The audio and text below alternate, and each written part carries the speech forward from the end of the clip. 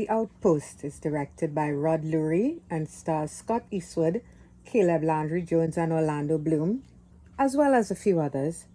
And it tells the story of a small team of US soldiers that are sent to guard an outpost in the middle of nowhere, Afghanistan. And the post itself is very difficult to keep secure due to its location. They have to battle against hundreds of Taliban fighters to keep their outpost safe. So first of all, let me apologize, guys. I was gonna have this out at least like a week or 2 weeks ago, and it was one of those things where you thought you were recording properly and you weren't. So I did the entire thing, only to realize when I was going in to edit it that the entire reel was just, I couldn't use it. So I had to do the whole thing over again. So here we go again on The Outpost, and I'll start by saying, war films are not really, it's not really a genre that I gravitate to, war films and westerns. My dad actually is the one who got me into watching war films, and then my boyfriend after that, he's big on war films as well. I don't really like them because some of them, especially the older ones, feel like they're romanticizing this whole thing.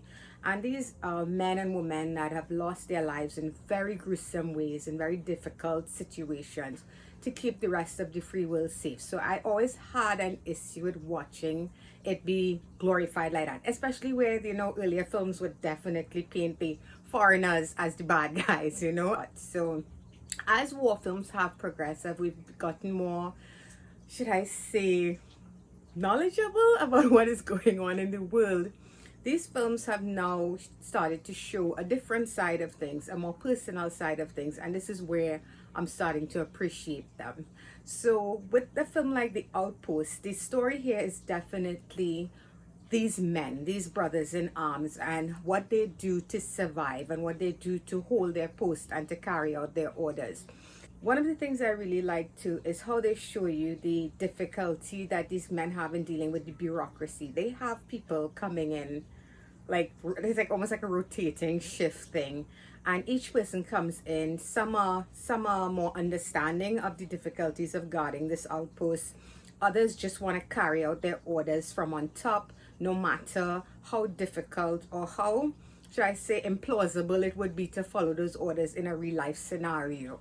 So I really enjoyed seeing, kind of pulling back the curtain, so to speak, and seeing what it is these men deal with. And of course, they're all young men, so they act like frat guys, they talk like frat guys, and I know some people might have an issue with that. For me, it wasn't so much what they were saying, but the way the conversation would flow.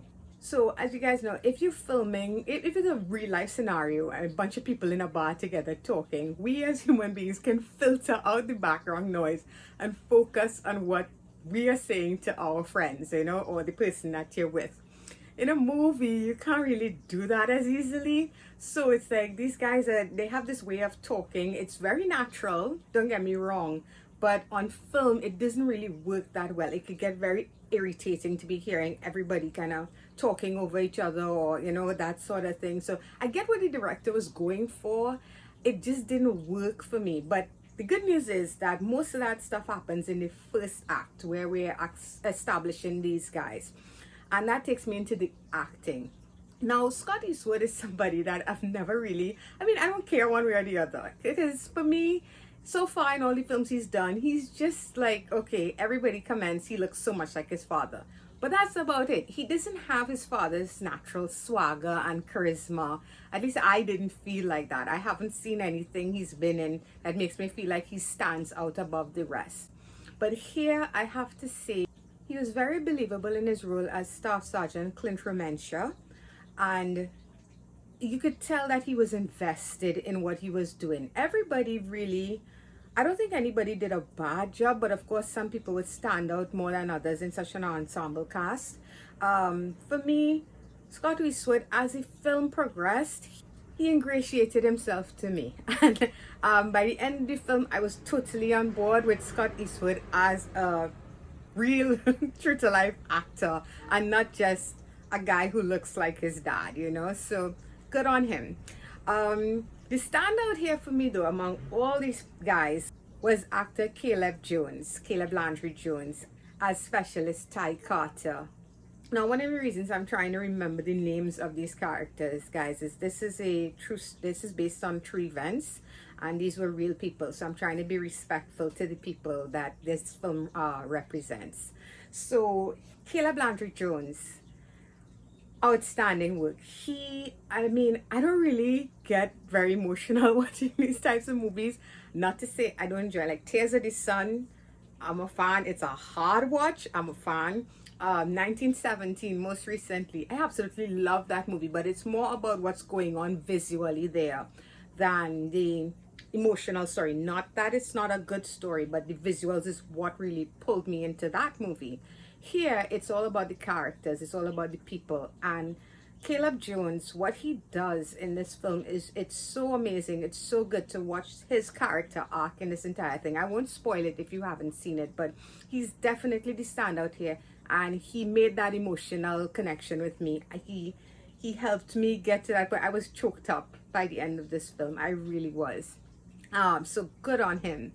Well, everybody else who appeared, Orlando Bloom is in this. He's good. He's really good. While he's in it, he's really good. And all that's left to really talk about is the action, which is why, you know, a lot of people want to see these type of films as well. Now, this film is not an action heavy film. It does take its time building to that final act, to that final attack on the outpost. But when that hits, holy crap, does it hit. It's about 15 solid minutes, guys. I mean, you war movie fans are probably so accustomed to this with films like A Thin Red Line and Saving Private Ryan and stuff like that. For me, this was jaw-dropping, and it seems so real, and the director and everybody involved did such a great job of following all these different groups of people trying to get certain specific jobs done to make sure that this outpost wasn't overrun. It was fantastic. It was frightening in how real it felt and how real it looked, and everything that was happening, and the overwhelming odds that these guys were facing, and just them trying to keep each other safe and trying to survive because help is like hours away. It was intense. It's what you want out of a scene like this, and it's definitely the icing on the cake of this entire movie.